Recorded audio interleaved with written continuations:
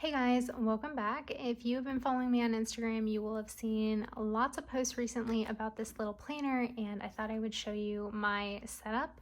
This is a 2021 Hobonichi Weeks Mega in the Latte cover. If you're not familiar with the Hobonichi Weeks, it is a horizontal weekly planner. You get Monday through Sunday on one page, a blank grid page on the right. You do have monthly calendars in this planner, and along with notes pages here in the back. The Hobonichi Mega has 200 and I think it's 14 or 15 notes pages back here, so it's very compact. It has Tomoe River paper, and it is of course my beloved Hobonichi brand. You guys know that I'm pretty well invested into the Hobonichi planners at this point. They just work out really well for me.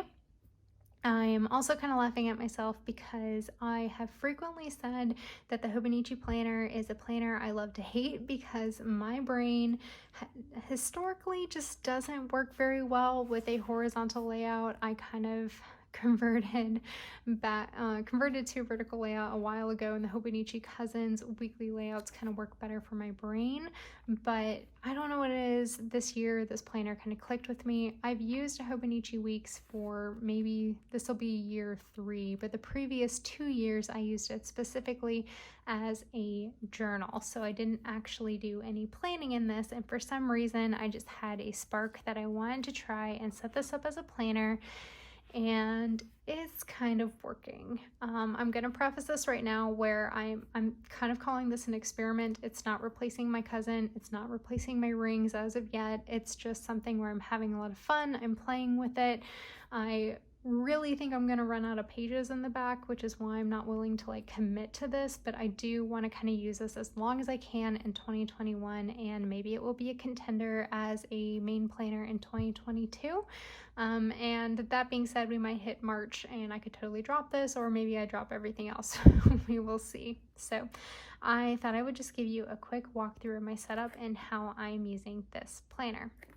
So in the front, I've got a vinyl from Virgo and paper. I have a freebie that I printed on vellum from It's Caitlin Gray. This was a gift, and this was a die cut I drew and cut out myself, and then I've got some stickers and a photo from Pinterest back there. So first thing I have in this planner is I've just got some sticky notes that I kind of use as an inbox if I need to do a quick note or scribble. This is kind of where that goes. And then from there you have a 3-day calendar. So a lot of people make kits for this spread, but I didn't bother because I didn't want to bulk this up already. I'd rather reserve that room for character stickers if I'm being honest. But the only thing I've done in this planner is I went in with a Zig clean dot marker and marked our paydays between mine and my husband. So I had a quick reference on a 5 paycheck month. Same thing I did in my Hobonichi Cousin if you saw that video. And currently don't have a plan to cover up last year, and I'm sure I will reference 2022 dates at some point. From there, you get sort of a yearly log, future log type of spread. I'm actually going to be using this as a weight and measurements tracker. There are enough rows up here for me to do in my monthly measurements, and then otherwise I just write in my daily weigh-ins. You'll notice that I've already started filling out December because this planner actually starts in December of 2020 and goes through December of 2021, but these planners always start in December, and knowing myself, if I do stick with this, I will start in December. So I thought that this would be fun to kind of have a good comparison of where I was for the last month of the year versus where I will be in November of 2021, and have those right next to each other anyway. From there, you move into your monthly spreads. So this has a month on 2 page Monday start calendar. You get a nice little sidebar over here, and basically I'm trying to use all of the monthlies as more of a pre-planner, future log, inbox type of spread.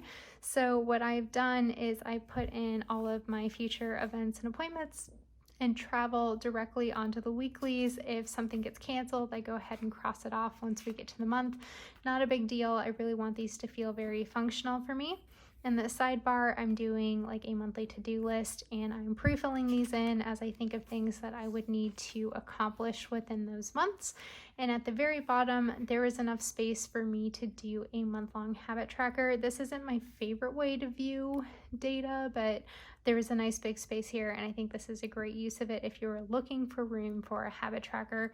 Flipping through the rest of 2021, this layout with that habit tracker I think works for every month except for August. Yeah, because August you would need some of this 31st to get all 31 days out there, but I could maybe do it up here now that I'm looking at the calendar. But that's how I'm doing that and loving it so far. After your monthlies, you move into your weeklies, and I'm really liking how this is turning out. So on the left-hand page, I'm creating a line to essentially create 2 columns.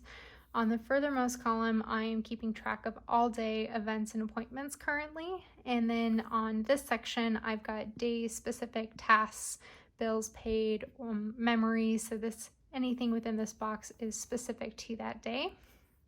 On the right-hand side of the page, I'm creating like a running to-do list for the week. So this is everything I need to get accomplished within the week, but it's not tied to a specific day. And there is sort of a thin delineating line here, kind of creating that 2 sections similarly to what I'm doing over here. And in this innermost column, I'm doing like 2 highlights of the day, and they are related to the day that they are next to. Sunday doesn't get any highlights, but that's because I really wanted to have a week-long habit tracker, and then just like a little bit more of a running list for the week. Something else that I am doing within this planner is I'm essentially bullet journaling in the back, and I love a good daily log. I got this idea from Addicted to Planning. I will leave her information down below, but she will write down the page numbers of the notes pages that correspond with this calendar week. So I've gone ahead and started doing that down here as well. So just so you can kind of see, I am about 3 weeks into this planner and really kind of loving it. It's been a lot of fun to just sort of have an opportunity to fill in like anything that needs to get done. I've been pre-planning within the month and just dumping the different tasks that as I think of them into those sheets and kind of setting up 1 month at a time. So I've set up all of December here. You can kind of see how I've started pre-filling this in. And then once we get to the first full week of January, it is blank because I will sit down, reference my January monthly, and then pre-plan January all in one go and just kind of get what I need within those weeks and fill them out as things come in.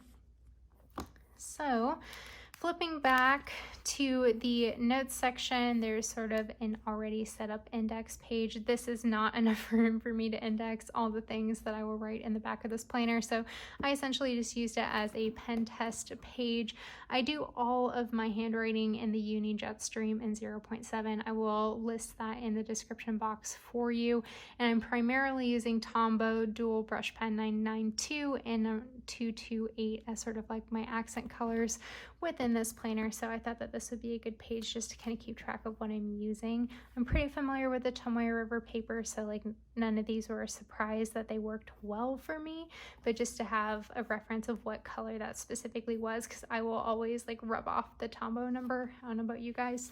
But then after that, I left myself a couple pages as an index. If you're a bullet journaler, I always say you're an indexer or you're not. I'm an indexer, so I just write down the page number and what it is that I am indexing. And then from there, we move into my habit tracker. So I can't resist setting up a good habit tracker. So I set up several just because this is kind of a contender as an EDC or an everyday carry if you're not familiar with that term. So I knew I wanted to have my habit trackers with me. So I did a cycle tracker. I started in December. I went through November of next year, and then I go ahead and fill that in the following day. I have my workout tracker. I did Monday through Sunday, and this is 1 row per week, 3 columns per day. And then I started numbering week 49 of 2020, and I went through week 47 of 2021, and I will just write in what I do as my workout, and then I will go back in and color code by type. Next tracker I set up is the same layout as the previous. It's just where I am tracking my daily planner spend. We're doing pretty good so far. Same setup. This is my work hours. This sticker is from Caffeine and Paper Co., and this is from the Coffee Monsters Co., if you are curious. Next tracker I set up is my weekly cleaning tracker. So again, I started week 49, I went through week 47, and these are the things that I try and clean on a weekly basis. And I've got the week numbers, and I just check them off after we do our weekly cleaning. And then I have a monthly cleaning tracker as well, so things I try and do on more of a monthly basis. And then this, I use the Zig Clean dot marker just to create a dot on the month that I wanted to accomplish it. And then I'm going ahead and checking it off as I work through these tasks on a monthly basis. And then the final tracker I set up is what I call my products tracker. So I basically write down all the things that we buy for the household, and whenever I start a new one, I do a little check mark so I can see how quickly we go through things, so I can try and see if buying them in bulk makes more sense, or if I can get them on like a subscribe and save, things like that, or if we should be running low, then I can kind of evaluate this and add it to my list as needed. From there, I just kind of did some of my more like typical bullet journal stuff. I've got like a spending tracker on here, and then tons of daily logs, which have really become my favorite part of this planner. I just write the date and kind of do a day specific to-do list. I like doing a daily log because having everything at a glance that I need to accomplish within a week is really nice, but on like a Monday or Tuesday or Wednesday, it's really overwhelming to see all the things I still need to get done. So a daily log really just helps me kind of zero in and focus in on what I need to do. I'm pulling in stickers as needed or doing a little bit of doodling. I'm adding in journaling and kind of creating different types of lists, just like I would do in a normal bullet journal, and then I index it if I think I need it. For example, I've got like a package tracker. This is all the Christmas lists, that gifts I needed to buy, a wish list, some notes on one of our financial accounts, some more daily logs, some more doodles, some more stickers, and memories all tucked in here. I've got a list of things I want to accomplish in 2021, some info that I've indexed that I need to find again, more daily logs, more journaling, what I need to wear running depending on the temperature, and this is today's daily log.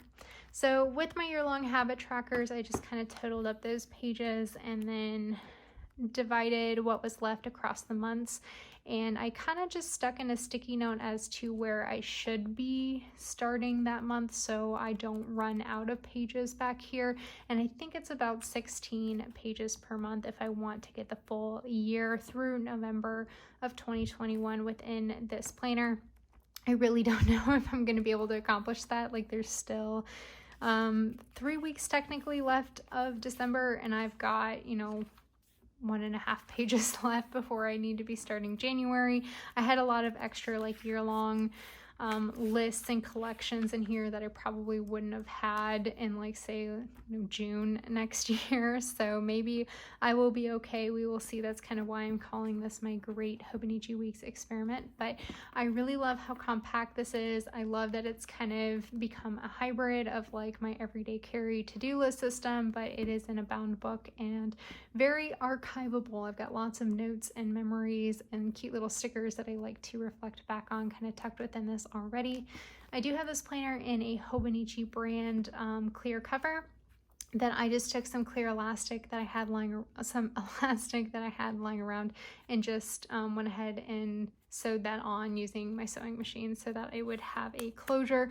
I didn't want to like go ahead and buy a cover yet when I already had a clear cover on cover, but I'm the kind of person that like needs to have a closure. So for now, that is working and I'm having a lot of fun with this. I don't know how this fits in my system, as I mentioned before, but it is the Great Hobonichi Weeks experiment and I'm having a lot of fun. If you are using a Hobonichi Weeks, what are you using it for? Is it your everyday carry? Is it your memory keeper?